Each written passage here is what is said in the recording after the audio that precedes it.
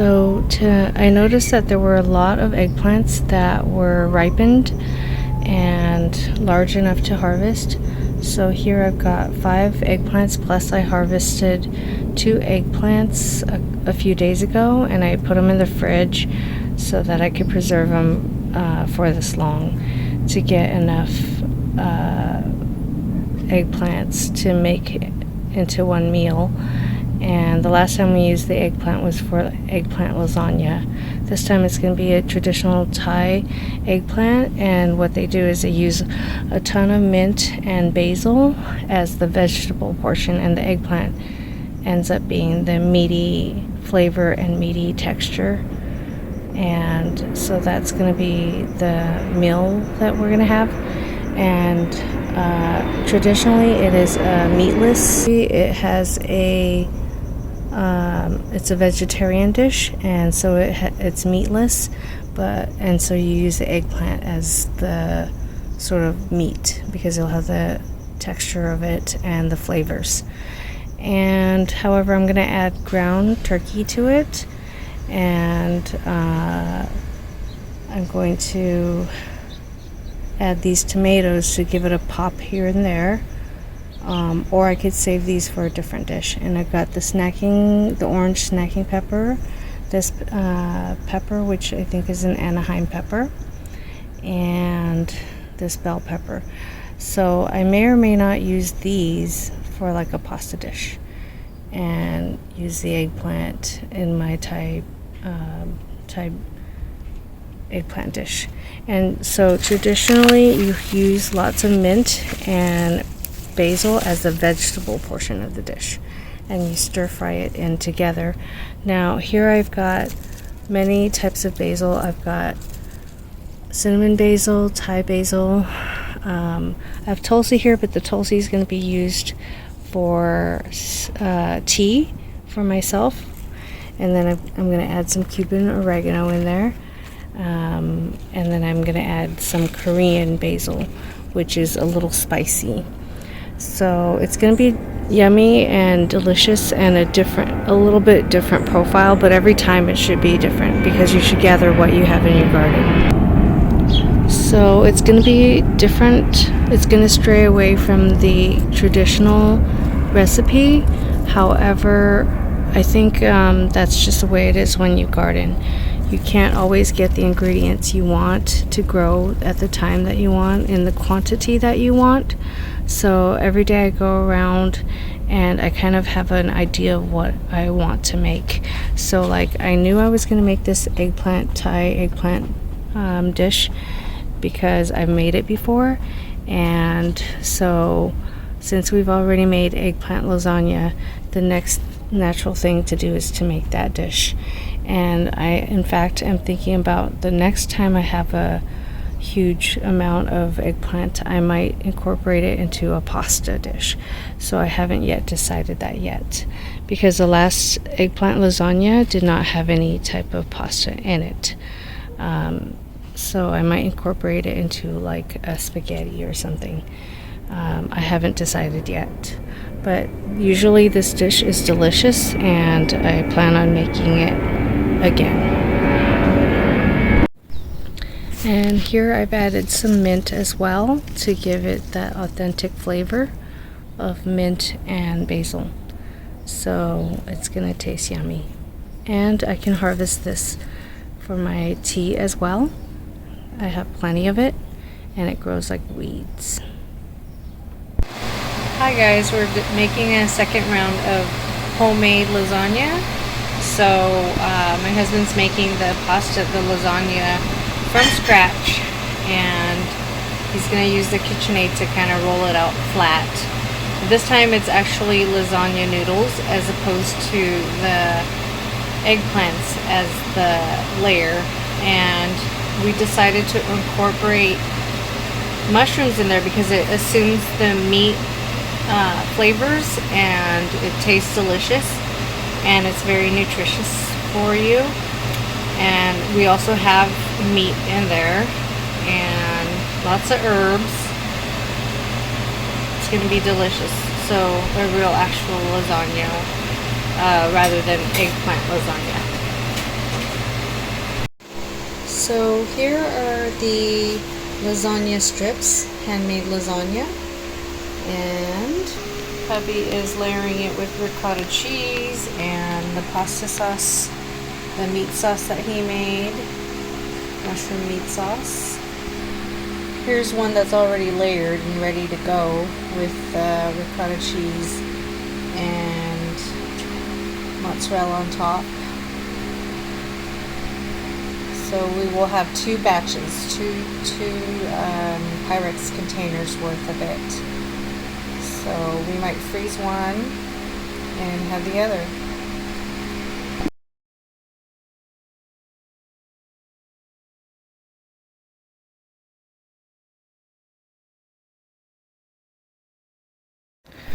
Oh, hi friends. I'm risking getting eaten alive by mosquitoes, but I wanted to show you I'm harvesting another 2 Japanese melons and a hammy melon, and I can tell this one was ready because it was dried up here at the stem and falling off. These weren't so much that way, but I just felt like they were ready. I'm going to let them sit for a few days in the house so the sugars can concentrate and I can have it. And I'm gonna, after a few days of that, I'll refrigerate it and we'll have it for like a nice snack after school for the kids because it's nice and cool and juicy. Here is yet another hammy melon. This one's a little smaller than the other one, which the skin had cracked on the other one. This one's a little bit younger looking. Pretty soon it'll be ready to be harvested as it's starting to dry up at the stem.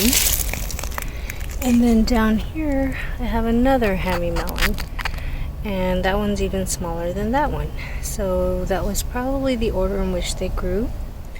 And then over there I have another Japanese melon.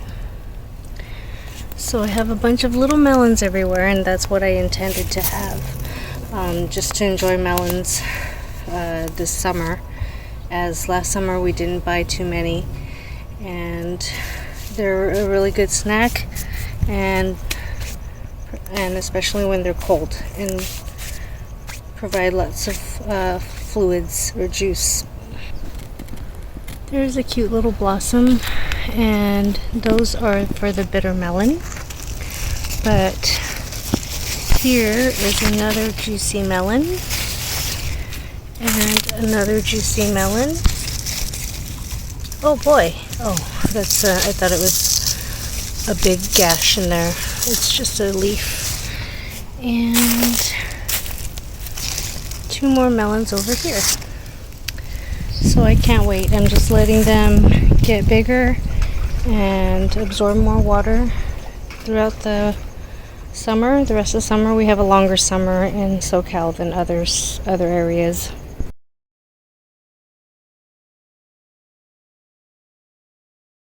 Hi friends, I did a little harvest today.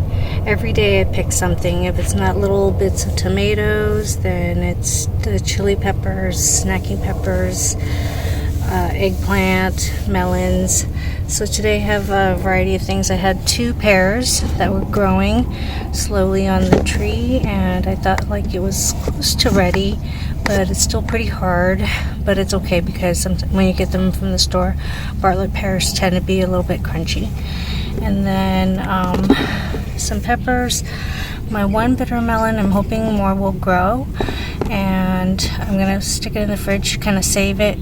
I don't think it'll make it until the next one blooms, so I could prepare it in some dish. 1 more eggplant, 2 eggs, a hammy melon that's nice. The vine started to dry out, so I knew it's ready. And the reason why I didn't show my harvesting of these vegetables and fruits is because I'm getting eaten alive by mosquitoes, and I'm putting this thermocell out near my feet because that's where they like to bite. They like to bite your ankles and feet. I also harvested a bunch of Malabar spinach. I'm going to separate it out off of the vine and wash it. and I finally wrangled the goji berries together, and so that way it wasn't extending out into the walkway and snagging me every time, because it has a little bit of thorns. So here are the thorny bits. So I plucked off this, and then I pushed all the branches together, and then I put the trellis down so that it will be kind of more upright instead of leaning over and into the walking path. So I'm going to collect the leaves, wash them, and make tea out of them.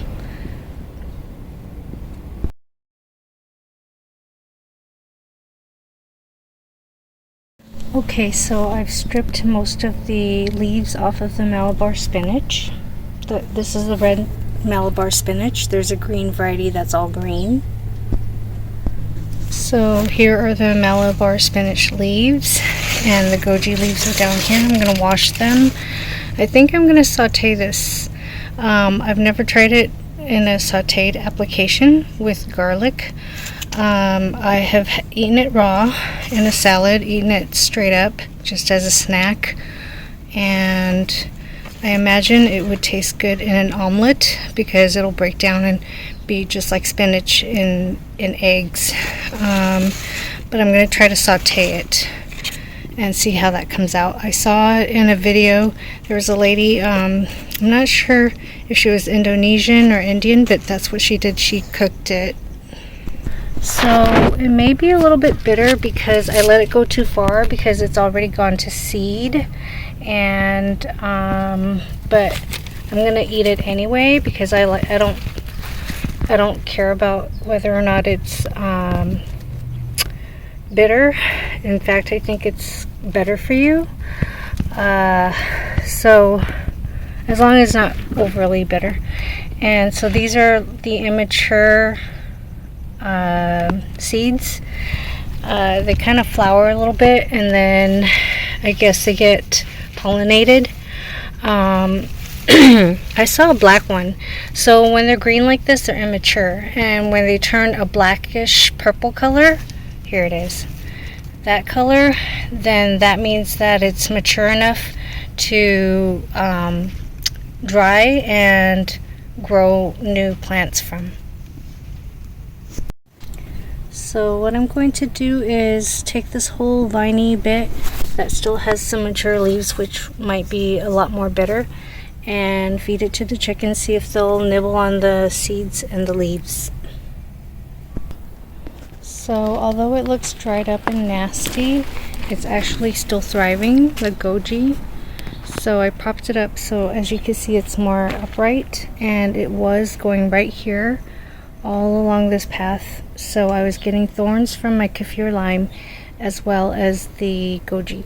So I pushed back all this tall shrub stuff, branches and things. As you can see, it's already coming over. I'm going to try to cut some of that.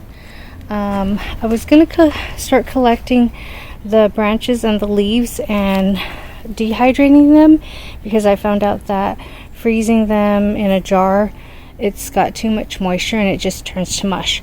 So I was going to start to harvest the leaves to dehydrate so I can have tea, but I'm noticing that it's starting to bloom quite a bit right there, as you can see. So this is the season in which it blooms, really, not the early spring as I thought. So there's a lot more blooms, which means if they get pollinated, ooh, nasty. There's a hornet. It's going to, oh, there are a lot of flowers up there. So it's going to hopefully have a lot of berries. And then afterwards I'll start to harvest them, because in the winter all the leaves turn yellow and drop off, and it just looks dead like this, like these canes. But don't ever throw them away, because in the spring, miraculously, all these dead looking branches start to leaf out again, just like this. So never give up on a plant immediately. And by the way, these blossoms are very delicate. Just touching it will make it fall off. So anyhow, that's quite a bit about gojis. So we'll see if I get that many fruits. I mean, the native birds may get to them before I do. But for now, I'm liking it because I finally have a through and through path. So while the kids were away, I'm gonna make some pasta, and I like to doll my pasta up with lots of herbs and vegetables. I do that with fried rice as well. Typically fried rice barely has a little bit of vegetable, but I just stuff it with lots of herbs and vegetables. So here I have Cuban oregano, I have some green onions, and I have tons and tons of basil. That's my primary thing that I love to pair up with tomato pasta and all kinds of things. So I'm gonna make that for them, so when they get home from school they'll have a nice what do you call it, lunch and dinner. They get really hungry after school. So here is my bounty I've been collecting the last few days this week. Some eggplants, some tomatoes, some bell peppers, some snacking peppers, some chilies, and I'm going to cut them all up to put into my pasta. Like I said, I like pasta with lots of veggies, and I still have the herbs to put in, so these are just the veggies.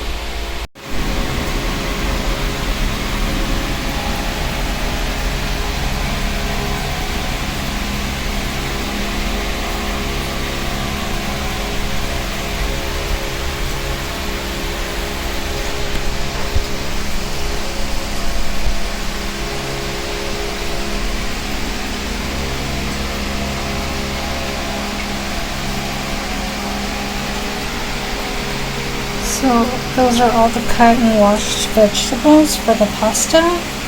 The basil, the green onions, the Cuban oregano, tomatoes, bell peppers, chili peppers, snacking peppers, bird peppers. I'm going to add some garlic in a minute. I'm going to chop those up.